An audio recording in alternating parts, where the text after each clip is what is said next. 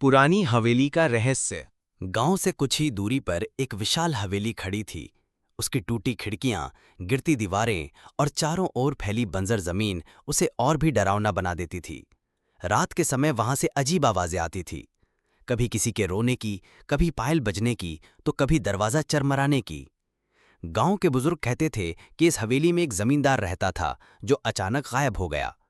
तब से वो हवेली सुनसान पड़ी थी। बच्चे वहां जाने से डरते थे और बड़े लोग उसे भूतिया हवेली कहकर टाल देते थे। 3 दोस्त अर्जुन, कविता और रोहन बड़े जिज्ञासु थे। अर्जुन बोला, मुझे लगता है ये सब कहानियां हैं, असली में कुछ नहीं। कविता ने कहा, पर सब लोग तो कहते हैं वहां रात को रोने की आवाज आती है। रोहन ने हंसते हुए कहा, तो फिर क्यों ना हम जाकर देख ही लें, सच्चाई सामने आ जाएगी। तीनों ने तय किया कि अगले दिन रात में हवेली का राज जानने चलेंगे। रात का समय था। हाथों में लालटेन और टॉर्च लिए वे हवेली के दरवाजे पर पहुंचे।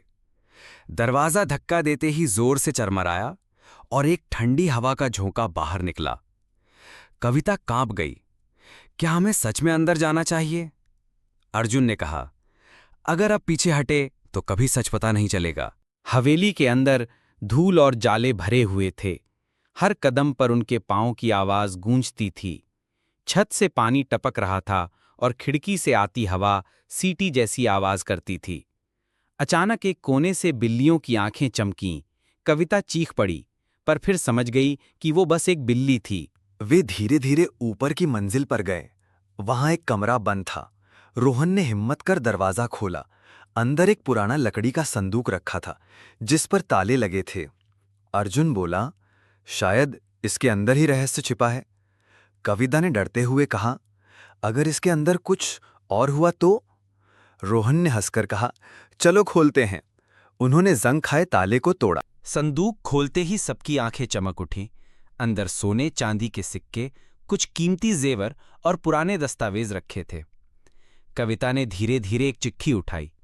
उस पर लिखा था, अगर कोई ये खजाना पाए तो जान ले कि ये जमींदार रघुनाथ सिंह की मेहनत की कमाई है। मैंने इसे चोरों से बचाने के लिए यहां छिपाया। जो भी इसे पाए वो इसे गांव के भले के लिए इस्तेमाल करे। अब सब समझ गए कि हवेली में कोई भूत नहीं था। जो आवाजें लोग सुनते थे वे दरअसल हवेली की टूटी खिड़कियों से आती हवा की थी, और रात की खामोशी में वे डरावनी लगती थीं। अगले दिन तीनों ने ये रहस्य गांव में सबको बताया। लोग हैरान रह गए। हवेली का डर मिट गया। खजाने को गांव की भलाई में लगाया गया। स्कूल, कुआं और अस्पताल बने। पुरानी हवेली अब डर की जगह गर्व का प्रतीक बन गई। संदेश। ये कहानी हमें सिखाती है कि अंधविश्वास से डरने की बजाय हमें सच को जानने की कोशिश करनी चाहिए। डर अक्सर हमारी कल्पना का खेल होता है।